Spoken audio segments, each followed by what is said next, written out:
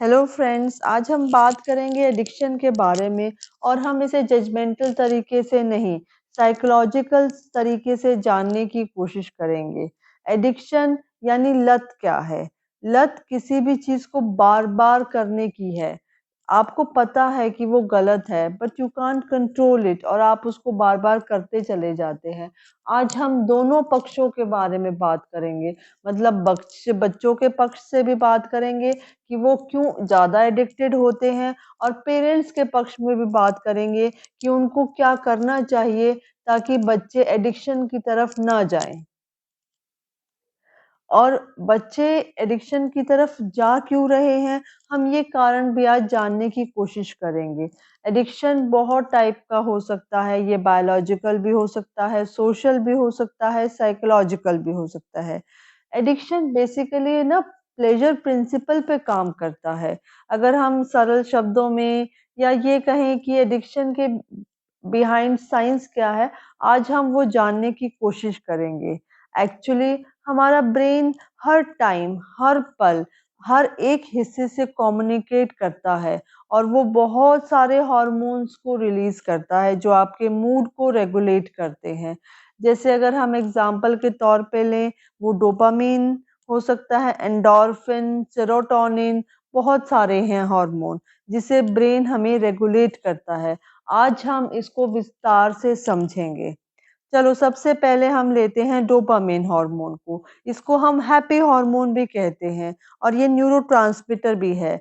जैसे जब आप कोई टास्क कंप्लीट करते हैं, आपका टास्क कंप्लीट करने के बाद एक हार्मोन, एक केमिकल रिलीज होता है जिससे आप हैप्पी फील करते हैं, और आप मोटिवेट हो जाते हैं उस काम को बार बार करने के लिए। और यहीं पे आपकी जो बहुत सारी जो एड कंपनीज हैं, या बहुत सारी कंपनीज बहुत सारे गेम्स ऐसे करती हैं जिसमें आपको छोटे छोटे टास्क दिए जाते हैं। आप उनको कंप्लीट करते जाते हैं और फील करते हैं, आपको अच्छा है, अच्छा लगता है। और इस तरीके से आप उस चीज के लिए, उस गेम पे आप बहुत सारा टाइम वेस्ट कर देते हैं, और आपको कोई वैल्यू भी ऐड नहीं होती है। लेकिन आप इतना टाइम वेस्ट करने के बाद भी आप थकते नहीं हैं, क्योंकि वो चीज आपको कॉन्टिन्यूअसली हैप्पी फील करा रही है। लेकिन इस कॉन्टिन्यूअस एक्सपोजर से आपके ब्रेन की पावर कमजोर होती चली जाती है, और ये आपकी लाइफ में कोई वैल्यू भी ऐड नहीं करता है। दूसरा हार्मोन जो ब्रेन रिलीज करता है वो है सेरोटोनिन। उसको हम फील गुड हार्मोन भी कहते हैं। वो आपको स्टेबल और काम रखता है, जैसे कि घबराहट, बेचैनी, चिंता, सैडनेस, डिप्रेशन से दूर रखता है। और साथ ही ये आपके मूड, डाइजेस्टिव सिस्टम और मेमोरी को भी बूस्ट करता है। ये बहुत सारी चीज़ों में और भी रिलीज होता है, जैसे जब हम एक्सरसाइज करते हैं, meditation, sun bath, sunlight exposure से, या हम अच्छी नींद लेते हैं तो भी ये हार्मोन रिलीज करता है। और कभी-कभी जैसे आप कुछ मीठा खा लें तो भी आपको अच्छा लगता है। This is because of this hormone only, serotonin. अब आते हैं नेक्स्ट हार्मोन पे, दैट इज ऑक्सीटोसिन। इसको हम लव हार्मोन भी कहते हैं। ये प्यार चाहे आपके पेरेंट्स के प्रति हो, बच्चों के प्रति हो, कोई लव्ड वन है, कोई आपका पेट है, उसके तरफ भी हो सकता है। जैसे आप बहुत स्ट्रेस्ड हैं, लेकिन आप कुछ टाइम अपने बच्चों के साथ अगर खेलेंगे, उनके साथ टाइम स्पेंड करेंगे तो आपको बहुत अच्छा लगता है। आप उनको अगर एक बार हग कर लें तो आपका मूड एकदम ही स्ट्रेस फ्री, एकदम ही हैप्पी हो जाता है। This is because of this hormone. ये आपको रिलैक्स कर देता है और आपकी टेंशन दूर कर देता है। इसलिए सोशल मीडिया पे टाइम वेस्ट ना करें, इसके बजाय सोशलाइज करें। Next is endorphin. एंडोर्फिन भी रिलीज होता है। ये एक नेचुरल पेन किलर हार्मोन भी है, और ये आपको हमेशा एनर्जेटिक रखता है, और ये आपको ब्रेन को भी स्टिमुलेट रखता है। ये सब हार्मोन्स हैं जो इस टाइम पे आज हम हमने देखा कि ये सारे हार्मोन्स हमारे मूड को रेगुलेट करते हैं। और यही सारे हार्मोन्स हैं जो रिलीज होते हैं जब हम स्क्रीन पे होते हैं, या जब हम कोई भी अपना एक्टिविटी करते हैं जिससे हम फील गुड करते हैं। लेकिन इनका लगातार सिक्रीशन सही नहीं है। अगर ये लगातार सिक्रीट करेंगे तो ये हमारी ब्रेन की कैपेसिटी को कम कर देते हैं। ये कैसे करते हैं? ये बेसिकली हमारे ग्रे मैटर और व्हाइट मैटर को श्रिंक कर देते हैं, जिसकी वजह से प्रॉब्लम्स होती हैं। अब एडिक्शन कई तरह का होता है, जैसे कि स्क्रीन एडिक्शन, सब्सटेंस एडिक्शन, जिसे मैंने अपने पहले वीडियो में कवर किया है। अगर आपने वो नहीं देखा है तो प्लीज डू वॉच। और food addiction, gambling, gaming, alcohol addiction, तो बहुत टाइप के एडिक्शन हैं। बहुत सारे रीजन हैं एडिक्शन के लिए, जैसे बहुत से टीन्स एडिक्टेड हो जाते हैं, बहुत सारे जो हैं बड़े लोग एडिक्टेड हो जाते हैं। तो अब हम करते हैं कि एडिक्शन के रीज़न क्या हैं। पहला है टीन। टीन यूजुअली क्यों होते हैं एडिक्टेड? क्योंकि वो पीयर प्रेशर में आ जाते हैं कि उनके दोस्त जो कर रहे हैं, उनको भी वो करना है, नहीं तो रेपो खराब हो जाएगी। ये बहुत ही डेंजरस मेंटालिटी है, लेकिन आजकल ये बहुत चल रही है, मतलब बहुत फेमस हो रही है। जैसे अगर आपके फ्रेंड ने अगर स्मोक करना शुरू किया, वो कहेगा एक बार यू कैन ट्राई इट, तो वो ट्राई करने के उसमें आप 2 बार 3 बार करते हैं और एडिक्टेड होते चले जाते हैं। तो हमें इस सोच से, इस मेंटालिटी से थोड़ा-सा बचना पड़ेगा। नेक्स्ट इज़ कि आपका साथ वाला पी रहा है या आपके साथ जो भी है, चाहे वो कोवर्कर है, चाहे वो कलीग है, वो कर रहा है कोई भी, चाहे वो ड्रिंक कर रहा है, आप पार्टी में गए हैं, आपका जो पूरा ग्रुप है वो ड्रिंक कर रहा है, तो सोशल प्रेशर में भी ये एडिक्शन की शुरुआत होती है कि आप कहते हैं कि हाँ, सिर्फ़ पार्टीज़ में पिएँगे, देन यू स्टार्टेड कि हाँ, अब कोई बात नहीं, आज ले लेते हैं, आज स्ट्रेस है, आज ले लेते हैं, आज ये चीज़ है, आज बीमार है, आज ले लेते हैं। तो ये एक कंटिन्यूअस प्रोसेस हो जाता है और आपको उसका एडिक्शन होता चला जाता है। नेक्स्ट, हम एडिक्शन क्यों हो पाता है? कुछ बच्चों में हमने देखा है कि एडिक्शन होता है बिकॉज़ वो कोप अप कर रहे हैं। वो किसी स्ट्रेस को कोप अप कर रहे हैं, वो स्ट्रेस चाहे कोई अब्यूज़ हो जो उनके चाइल्डहुड में हुआ है, चाहे कोई फिज़िकल अब्यूज़ हुआ है, चाहे कोई इमोशनल अब्यूज़ हुआ है। उसको कोप अप करने के लिए भी कई जो बच्चे हैं, जो टीन्स हैं, वो इस एडिक्शन में फँसते चले जाते हैं। कइयों को पढ़ाई का स्ट्रेस है, किसी को जॉब का स्ट्रेस है, किसी को एजुकेशन का स्ट्रेस है। इस वजह से भी लोग आजकल, क्योंकि स्ट्रेस बहुत है, हम हमेशा हर किसी को सुनते हैं, वो कहेगा आई एम वेरी स्ट्रेस्ड। तो ये स्ट्रेस भी एक रीज़न है going towards addiction. Next is loneliness. आजकल हम इतना स्क्रीन पे देख रहे हैं, अगर एक रूम में 4 लोग बैठे हैं, तो वो चारों अपने-अपने फ़ोन पे हैं। They are not interacting with each other, but वो अपने स्क्रीन पे लगे हुए हैं। इस इसकी वजह से ही हर एक इंडिविजुअल आजकल लोनली फील करता है और ये भी एक रीज़न है कि हम आजकल किसी भी टाइप के एडिक्शन की तरफ बढ़ते चले जा रहे हैं। एडिक्शन बहुत सारे हैं, लेकिन आज हम बात करेंगे डिजिटल हेरोइन यानी कि स्क्रीन एडिक्शन के बारे में। आज हम चिल्ड्रंस के बारे में भी बात करेंगे कि हम जिसे देखें वो ही बच्चा स्क्रीन पे लॉस्ट है।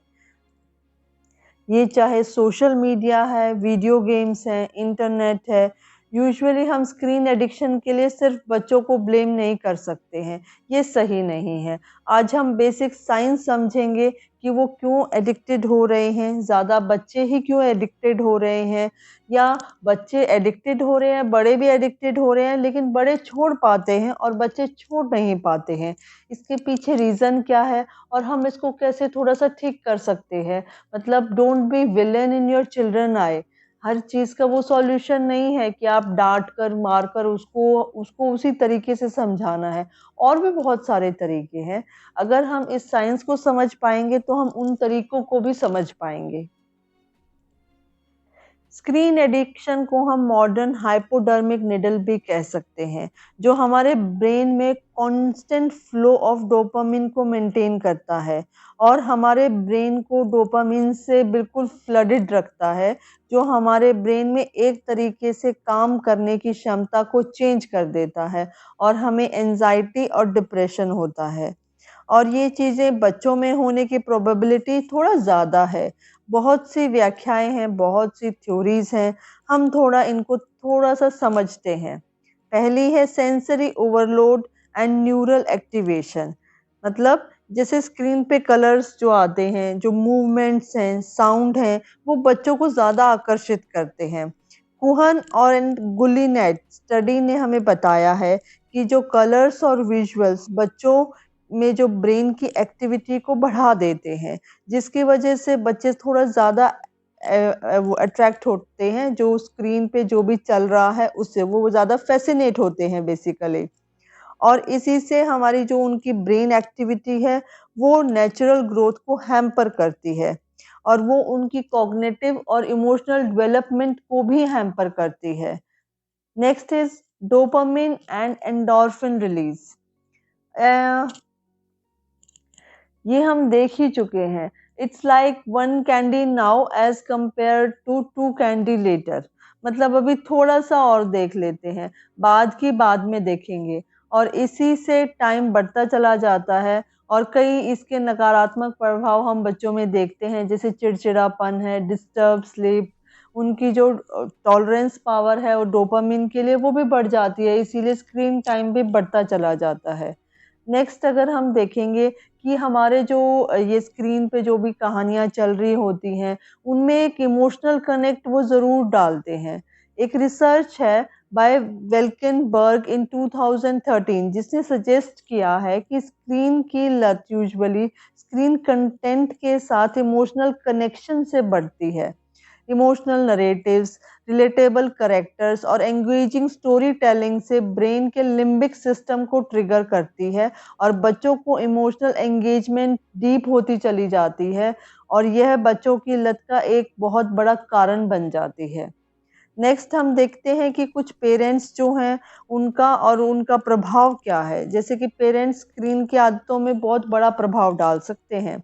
अमेरिकन एकेडमी ऑफ पीडियाट्रिक मानता है कि बच्चे अपने पेरेंट्स के बिहेवियर को देखते हैं और उनको फॉलो करते हैं।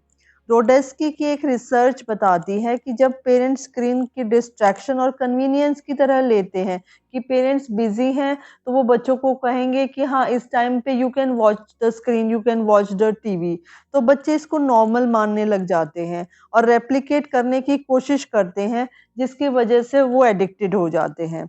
और सबसे इम्पोर्टेंट और जो हम सबको समझने की सबसे ज़्यादा ज़रूरत है, वो है limited control of children due to the less prefrontal cortex development.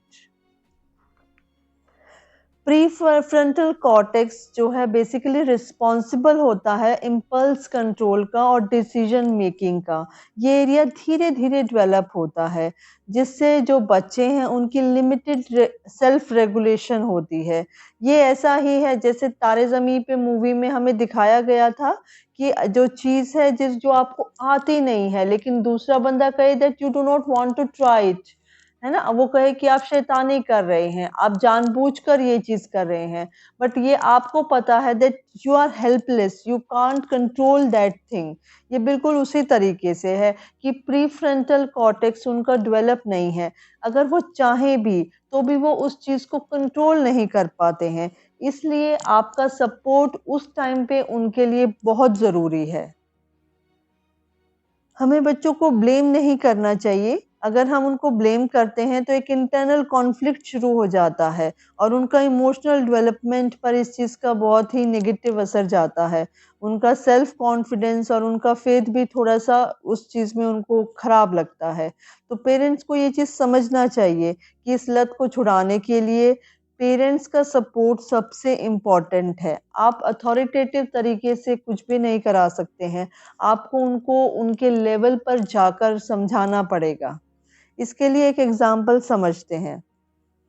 अब आपको ही देख लीजिए, आपके पास अगर आपको कोई आदत है, वो कोई भी आदत हो सकती है, तो वो हेल्दी भी हो सकती है, अनहेल्दी भी हो सकती है, लेकिन आपको उसको छोड़ने के लिए बहुत मेहनत करनी पड़ती है।